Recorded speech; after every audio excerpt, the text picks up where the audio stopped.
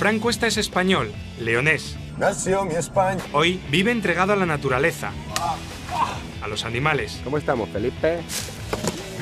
Ya. Un mundo que conoce a la perfección. Ay, ya. Y donde ha generado un lenguaje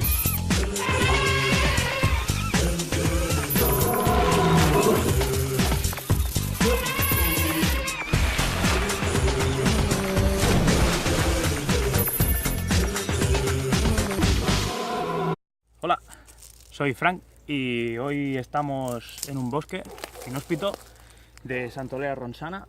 Nunca nadie se ha metido aquí antes y vamos a ver si vemos algo. ¿Venidos? Venga, dale.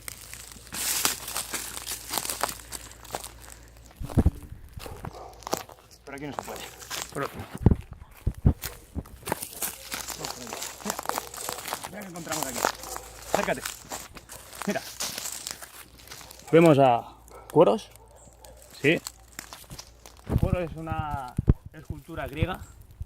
Grecia era un imperio antes de comerciantes que lo que hacía tenía su sede en Grecia y lo que buscaba era ir a otros sitios, otros pueblos, otras ciudades a comerciar, ¿sí?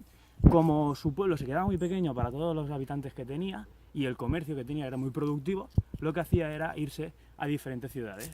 Por lo tanto, Grecia se expandió más o menos hasta el Penépolis, las islas más del sur de Italia y Grecia, y también la bota de Italia, el sur de Italia, ¿sí? Grecia se caracterizaba por unas características sociales muy peculiares, y era que el pueblo pactaba las leyes, era como la democracia de ahora, ¿sí? Se reunía todo el pueblo en edificios públicos grandes, y desde allí mismo lo que hacían era dictaminar cuáles serían las leyes más productivas para su propio pueblo o para su propia ciudad. A nivel de arte, a nivel de escultura, a nivel de pintura y de arquitectura, podemos decir que ellos tenían unos dioses, de los cuales eran mitológicos, que se acercaba por ahí un animal y no mucho. Total, ¿qué eran? Tenían unos dioses, de los cuales eran mitos, no basaban su cultura, su creencia o su pensamiento en los dioses, sino que lo tenían como una mitología. Y se basaban mucho en las cosas o las causas de las cosas en la forma racional de pensar, ¿sí? Pues bien, tenían diferentes características artísticas, que era la escultura, que se basaban en divinizaciones de sus propios dioses o de personas divinizadas. Los dioses suyos hacían que fueran más humanos que dioses cuando los escultaban, ¿sí? A nivel de arquitectura, no construían una arquitectura para demostrar al pueblo que se tenía que divinizar a una persona en concreto, sino que se construía los templos o las diferentes arquitecturas públicas para el hecho de hacer que la gente tenga un sitio donde ir y para mostrar al pueblo la grandeza de Grecia, ¿sí? Aparte de eso, a nivel de pintura, ellos pintar, lo que hacían era decorar todas las casas y todos los templos que tenían por dentro con diferentes pinturas, y también hacían muchos mosaicos, que los mosaicos se ponían en el suelo, ¿vale? Correspondientemente, esta cuore es de 500 a.C. y no se conoce el escultor que lo hizo. ¿Qué caracteriza esto? Grecia se dividió en 3 periodos a nivel de artístico. El primer periodo de todos era el periodo arcaico, que era un poco lo descendiente de todo lo egipcio y de todo lo paleolítico. El segundo periodo era el clásico, que ahí evolucionó un poquito, y después el helenístico, que era el más expresivo de todos. Este, correspondientemente, el Cuoros, como he dicho antes, corresponde al primer periodo de todos, que era el arcaico. ¿Arcaico por qué? Porque venía mucho caracterizado de las épocas anteriores. ¿Cómo se puede ver eso? Vemos que es una figura muy recta, muy rígida, que no tiene movimiento, no tiene expresión, no tiene las marcas del cuerpo muy definidas, es muy simétrica. Si tú la partieras ahora mismo por la mitad, verías un parte igual y la otra parte igual también. Y, como he dicho antes, era divinización de las personas o de los dioses. En este caso, Cuore, tal y como estaba escrito por detrás, era una persona que había sido guerrera, que había hecho muchas batallas y había ganado todas ellas, y que murió joven, y por eso se le dio esta escultura. Esta escultura se encontró hace mucho tiempo y se cree que más o menos del 500 a.C. ¿Sí? Dejamos tranquilo, vamos a por otro, a ver si vemos algo más por ahí. ¿Por aquí? Sí.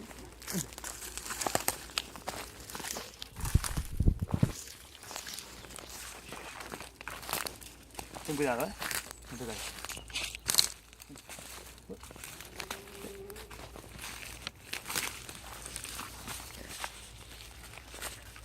¿Lo ves ahí a lo lejos? ¿Lo diferencia? Sí. Venga, vente, acércate, con cuidado. Vente.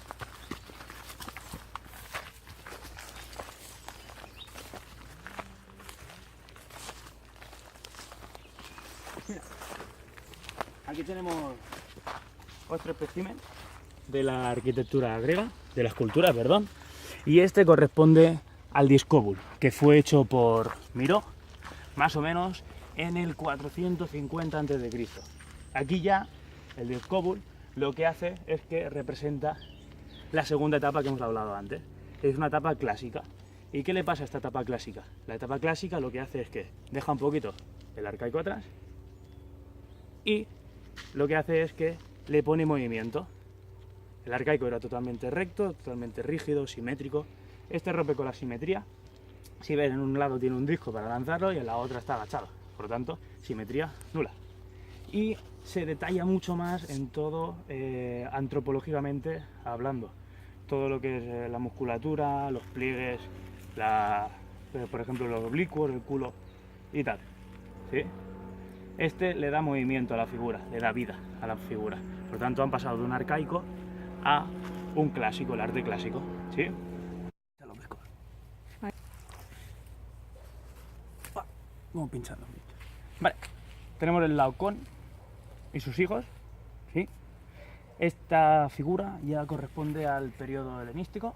¿Te acercas un poquito? ¿Lo miras? ¿Te acercas? ¿Sí? ¿Veis la gran expresión que tiene en la cara? La de los hijos, la del dios, la del Laocoon. ¿Sí? Todo aquello que rodea los cuerpos son serpientes. Esta figura se caracteriza sobre todo, aparte de los dos periodos anteriores, este es el helenístico, el último, el que catapulta toda la arquitectura, toda la escultura de Grecia, y se corresponde porque todas las caras transmiten una gran expresión. Los cuerpos son proporcionados, ¿sí? Igual que las tablas anteriores, el clásico, todos los cuerpos eran muy proporcionados, eran más o menos entre 7 cabezas y entre 7 y 9 cabezas más o menos el cuerpo. Era todo muy proporcionado, muy corporalmente muy bien hecho. Y aquí vemos que todavía permanecen esos rasgos de toda la musculatura muy marcada, todo lo que es el cuádriceps, el pectoral, los serratos. Los hijos son también muy distinguidos y sobre todo lo que caracteriza a las figuras estas, lo que he dicho antes, es la gran expresión que tienen en las caras. Y sobre todo son caras o expresiones de sufrimiento. En este caso, esta figura relata una batalla que hubo en las cuales sus dos hijos, los hijos de Laocoon, quedaron atrapados en medio de las serpientes que mandó una diosa. Y Laocoon, viéndolo desde arriba, siendo un dios, pidió a la divinidad que le dejara bajar y se transformara en hombre por tal de salvar a sus hijos. Con lo cual tenía el riesgo de acabar muerto, que es lo que pasó finalmente. Murió un hijo y murió Laocoon, según dice la historia. ¿Sí? Laocoon intentaba quitar a todas las serpientes del cuerpo de sus hijos y liberarlos, con tal mala suerte que él murió y un hijo también, pero el otro sobrevivió. ¿Vale? Recordar, el movimiento helenístico es la etapa donde llega a su máximo Grecia como a nivel de escultura también, y representa mucho todos los sentimientos corporales y todos los sentimientos expresivos de la cara. También podemos ver, por ejemplo, hay otra, que es la Victoria de Somatocarta, que marca mucho el movimiento del cuerpo con unas ropas muy finas, muy enganchadas al cuerpo, y aquí los griegos dan talento mucho a su arte al hecho de picar y de conseguir mucho movimiento y mucha expresión en sus figuras. ¿Sí? Lo dejamos tranquilo. Pues vamos al lío. Venga. Vamos. A ver si vemos algo por allí. Mira. ¿Sí? Hemos estado hablando antes de ella. Es la Victoria de Somotocarta. Y fue hecha en el 190 a.C. Vamos a echar uno. ¿Lo ves desde aquí? ¿Sí? Vale. Es una figura que se encontró y ahora mismo, por todo el paso del tiempo, se le han cortado se le han caído los brazos y también se ha decapitado, no tiene cabeza. Como hemos dicho antes, aquí los griegos, esta desde la etapa helenística, consiguen que haya siempre movimiento. La tienen vestida y aún así, estando vestida, se le nota el ombligo, se le nota todo el ropaje, todo el movimiento de la ropa, las alas también, y es una escultura descomunal, es muy grande. Y todo eso, conseguir que se vea el movimiento aun intentando hacer ropa y que sea el movimiento, que se vea todas las partes interiores del cuerpo, quiere decir que el arte clásico, el arte griego, llegó a un punto muy alto de elaboración de las esculturas. ¿Sí? Vamos, vamos. A ver qué viene, a ver qué nos vemos ahora. Bueno, a nivel de esculturas, esas son las más representativas. Hemos dividido el arte clásico, el arte griego, en 3 partes. El arcaico, el más principal de todos porque era el de primero, que tenía mucha transferencia con los artes anteriores de Egipto. Y hemos dividido también el arte clásico, que se caracterizaba porque rompía con la simetría y tenía mucho movimiento, pero le faltaba expresión en la cara. Y esa expresión la cogió después todo el arte helénico. Vamos. Ahora a ver si vemos alguna arquitectura. ¿Sí? A ver si vamos por aquí. Cuidado, que hay ortigas que pican.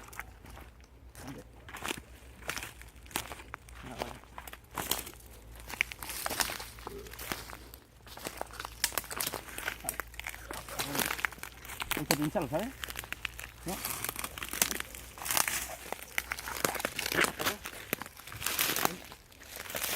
Mira, creo que veo algo por ahí. ¿Lo ves? ¿Sí? ¿Enfocas? Vamos a ver qué es. ¿Vienes? Venga, vamos. Acompáñame. Mira. Aquí vemos el altar de Pérgamo, que es una arquitectura. Era un espacio dedicado a la diosa Atenea, que era la diosa de la guerra, y este se caracteriza sobre todo porque tiene un gran fris donde hay muchas esculturas, todo tapado, no queda nada al aire, y representa la guerra entre Atenea, todas las guerras que ha tenido Grecia, con el bien contra el mal. Atenea, que era la diosa de la guerra, y el pueblo griego, que era el bien, contra el mal, que eran los gigantes, los centauros y muchas otras bestias mitológicas también. Por todo el fris, que es muy grande, que ocupa toda la parte baja del altar, se ven dibujadas, se ven esculpidas muchas historias o un seguido de historias que relatan la guerra, las diferentes guerras que ha tenido Grecia, es el del bien contra el mal. ¿Sí? Muy bien. Y aquí llegamos ya al punto más álgido de la escultura griega, que es el Partenón. ¿Sí? Vale. Vale, pues esta arquitectura se caracteriza... ¿Se acerca algo? No, estamos tranquilos. Esta arquitectura se caracteriza por su gran dimensión. Es muy alta, son aproximadamente unos 13-14 metros de altura y ocupa una gran superficie en la planta. Esta arquitectura se piensa que fue hecha para la divinidad de Atenas, es decir, la diosa de la guerra estaba dentro de este Partenón, ¿vale? De tal forma que, en teoría, estaba construido para ella. ¿Por qué lo construyeron? Lo construyeron para ensalzar la figura de Grecia, para decir, aquí estamos nosotros, y somos grandes, somos fuertes, y esto es nuestro. Y si quieres conquistar esto, tendrás que pasar por encima de nosotros. Y esto simplemente se utilizaba como una tesorería de la propia Grecia. La figura, que era Atenea, era de marfil y de oro, de placas de oro. Y toda ella rellena se cree que estaba de madera y de polvos de oro. Por lo tanto, era como la tesorería de toda Grecia. Era la riqueza de Grecia. Esta arquitectura, los griegos tenían mucho entusiasmo o eran muy perfeccionistas a la hora de planificar y edificar este tipo de arquitecturas. ¿Por qué? Primero, todo era de mármol. Se lo traían de una pedrera de más o menos unos 50 kilómetros de lejos, lo traían por los esclavos utilizando ruedas y utilizando diferentes grúas para transportar bloques hasta ahí. Después diferentes grúas hacían que subieran y es muy curioso porque cada columna tiene un diámetro diferente, tiene una altura diferente y el espacio entre columna y columna también es diferente. Aparte, las columnas están un poco arqueadas hacia adentro. Eso es una de las características que tiene este tipo de arquitectura y es que a ellos no les daba igual el aspecto por dentro. Lo que querían era mostrar a la gente de fuera la grandeza de Grecia y eso lo conseguían haciendo o evitando todas las visiones ópticas que se producían desde fuera. Es decir, tú vieses de donde vieses esta arquitectura, lo que hacía era que se veía siempre igual. Se veían que todos los espacios eran lo mismo, que a medida que iba subiendo la estructura no pensabas que se te venía encima, sino porque estaban arqueadas las columnas hacia adentro y eso hacía que la visión óptica o que el efecto óptico desapareciera. Por fuera vemos que hay dos, bueno, ahora no porque se destruyó hace tiempo, pero anteriormente habían dos frises. Los frises servían para explicar las guerras de Atenea. En una parte era la guerra con Poseidón y donde salía el sol era el nacimiento de Atenea. Nacimiento de Atenea que salía de la cabeza de Zeus.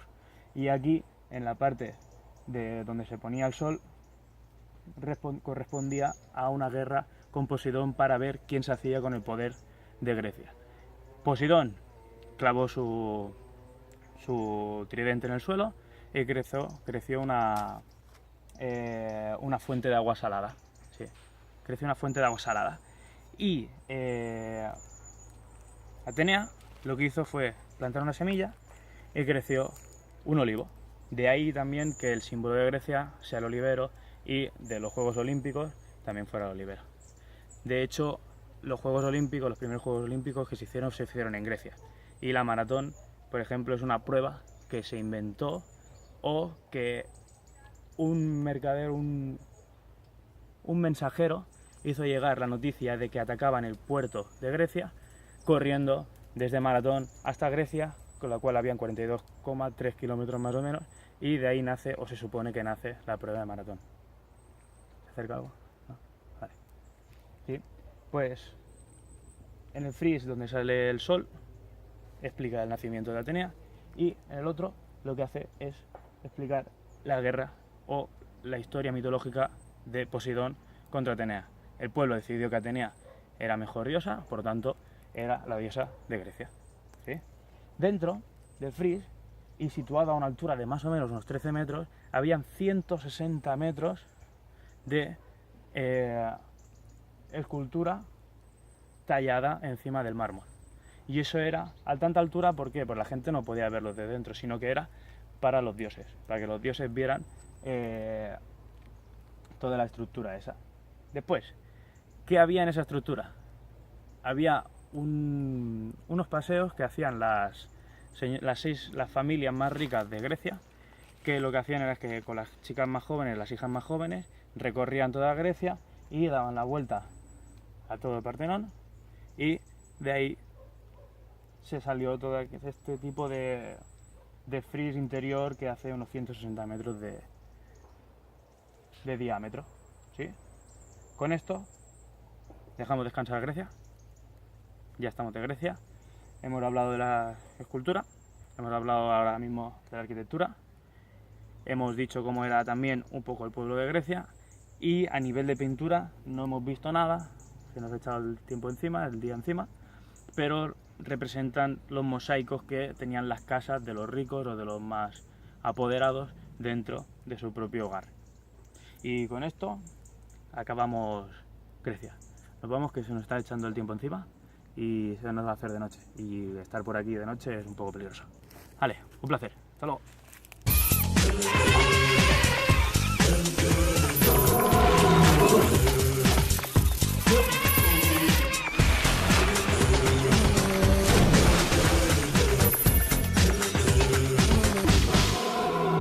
Hola, buenos días. Ayer hicimos un poquito, situamos Grecia, el arte griego, el arte clásico que correspondía a la época Grecia, y hoy lo que haremos es lo mismo, pero con Roma, el arte clásico, pero en esta época, en la época romana. Roma era un imperio que se extendió a lo largo del tiempo.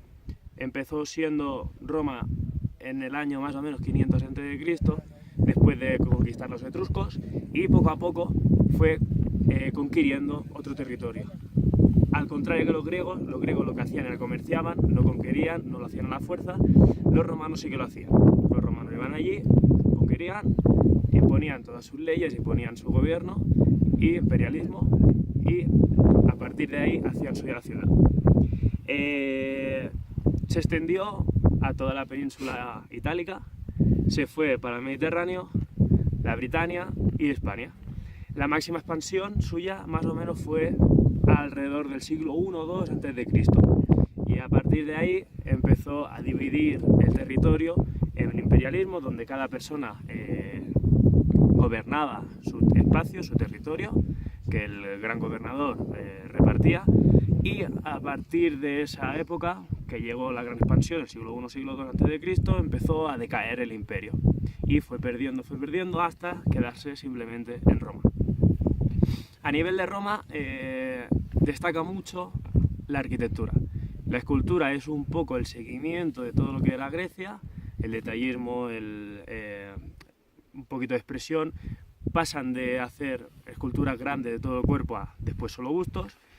A nivel de pintura más o menos también hacían mosaicos, decoraban las casas por dentro, pero a nivel de arquitectura fue la máxima expansión de Grecia, de Roma, de los romanos. Grecia tenía muchas técnicas muy buenas, tenía mucha buena concepción de toda la arquitectura, y los romanos lo cambiaron y mejoraron esas técnicas. ¿Qué hicieron allí? Mira, por ejemplo, allí hacían acueductos, que es un edificio, es una arquitectura, que lo que hace es pasar el agua y llevarla por alrededor de la ciudad. Tenían clavagueras, tenían fuentes, todo eso para el pueblo. También, ¿qué hacían? Como les gustaban mucho todos los actos públicos, hacían anfiteatros, hacían teatros auditorios, que estos teatros auditorios, por ejemplo, tienen peculiaridades porque muchas de ellas estaban construidas sobre terreno natural, es decir, las gradas propiamente se construían en terreno. Y a la vez que los griegos utilizaban sus técnicas, los romanos también tenían. Es decir, si la persona situada desde el centro del auditorio, sin ningún tipo de micro ni ningún tipo de altavoz que existiera, lo que hacía era que se repartía el sonido en toda la sala, en todo el teatro, y era capaz de llegar a las diferentes posiciones donde estaban los romanos, perdón. ¿Sí? También, así como arquitectura punteras, tenemos el Panteón. ¿Sí? Este se sitúa en Roma, en la ciudad de Roma, y está hecho para verlo desde la cara frontal. ¿Por qué? Porque lo otro simplemente está hecho de cimiento y de mahón. O sea, las primeras columnas, que es la parte bonita del edificio, está por la parte de adelante, todo de atrás queda un poquito más escondido a la vista porque es cimiento y es un poquito de mahón. ¿Qué peculiaridades de este templo? Es una esfera muy grande, de unos 50 metros de altura, y a partir de esa esfera construyeron el resto del edificio. A medida que va subiendo el edificio, el material es cada vez menos pesado, porque si no era imposible cerrar la cúpula por arriba. cuando entras dentro, que lo bonito está dentro, está hecho para todos los dioses de Roma, ¿sí? Es como si fuese un santuario. Y dentro, el techo tiene 5 fileras que representaban los 5 planetas del universo, con el centro abierto, que significaba el Sol. Para ellos el Sol era el centro, y el suelo está hecho a cuadrados, que significaba la Tierra. Y era un símil entre Roma y el Sol. Roma era el centro del mundo, el centro de la Tierra, y hacían un paralelismo entre el Sol y Roma. También cada una de las esferas, de las 5 esferas, tenían 28 cajones que representaban también los días lunares. ¿Sí? Pues esas son las peculiaridades de este templo. Está hecho para ser mirado por delante, y cuando entras dentro ves que estás dentro de una gran esfera. Y cuando miras al techo ves Sol, que significa Roma. Y llegamos al edificio más característico de Roma, que es el Coliseum, que está hecho aproximadamente entre el 80 a.C.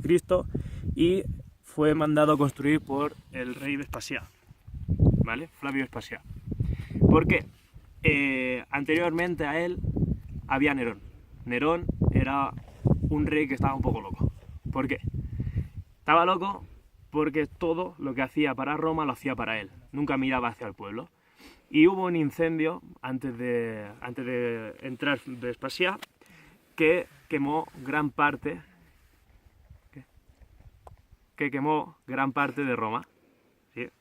El pueblo estaba muy rebotado, le echaba la culpa a Vespasiano a Nerón, y Nerón echó la culpa a todos los esclavos que tenía como forma de relevarse con ellos. ¿Sí? ¿Qué pasó? Hubo una guerra, Nerón murió y Vespasiano cogió el poder. Y Vespasiano, por tal de intentar que el pueblo se pusiera a favor otra vez del imperialismo y del gobierno romano, lo que hizo fue, en uno de los terrenos que tenía Nerón para él mismo y que se había construido para su propio ego, fue una fuente, la vació y construyó encima el Coliseo. El Coliseo es la arquitectura más grande que ha construido Roma en toda su historia. Y tiene más o menos unos 500 metros de diámetro y 5 pisos de anfiteatro. Es muy curioso esta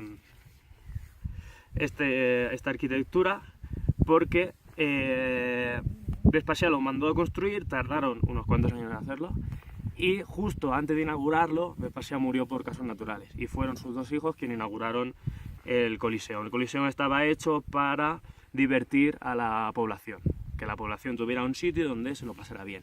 Y dentro lo que hacían eran guerras de animales, guerras de gladiadores, y también reproducían batallas navales. Pues bien, el acto inaugural de este Coliseum duró cerca de 100 días. Se mató muchas bestias, se mataron muchos gladiadores, y de esa forma Vespasiano intentó cubrir todas las carencias que tenía Nerón respecto a Roma.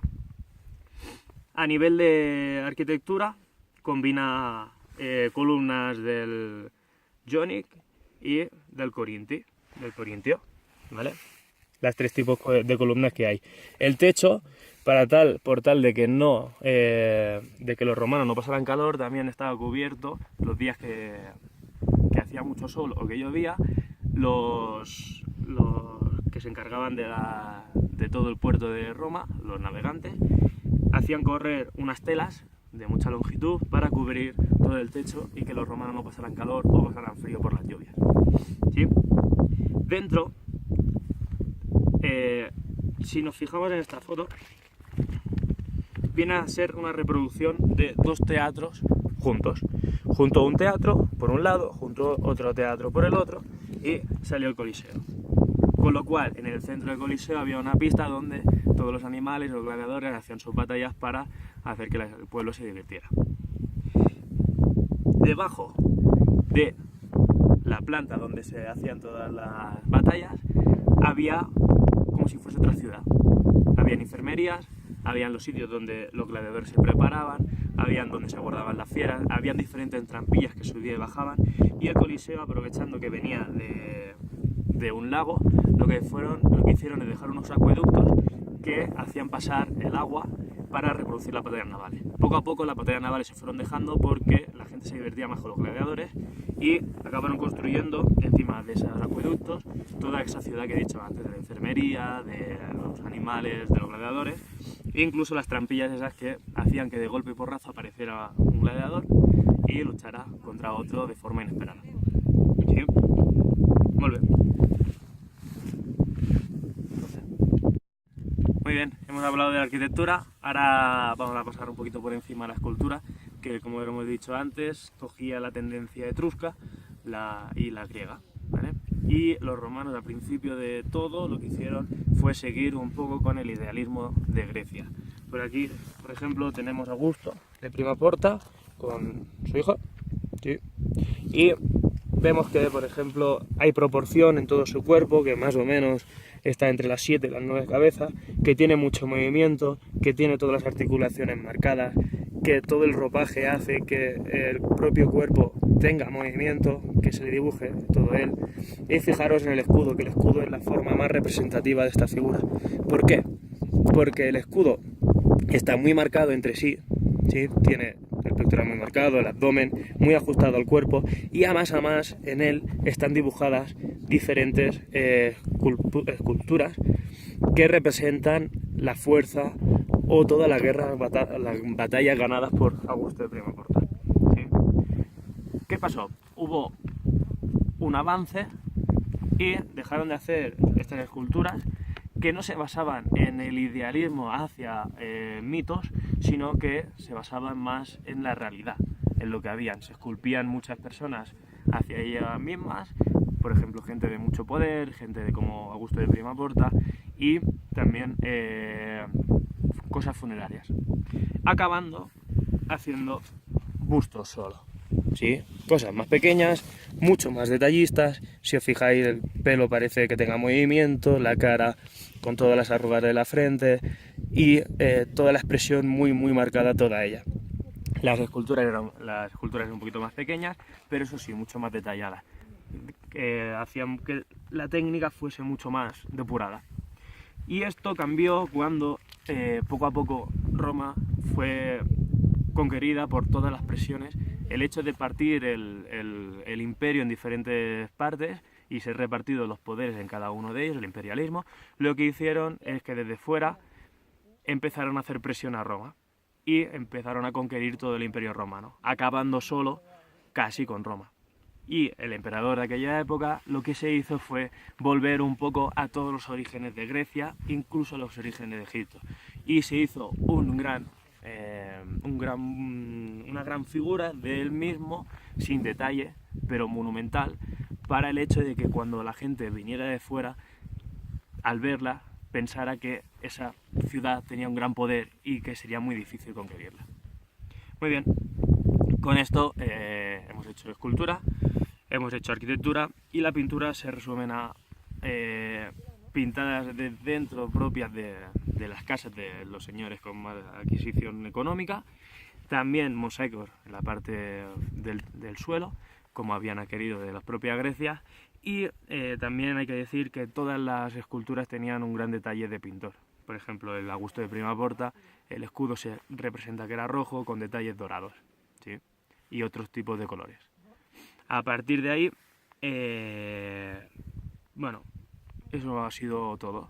Hemos tenido una conexión de Grecia con Roma, viniendo también de todo el arte que se hizo en Egipto y el anterior a Egipto. Muy bien, pues con esto tenemos explicado el arte clásico.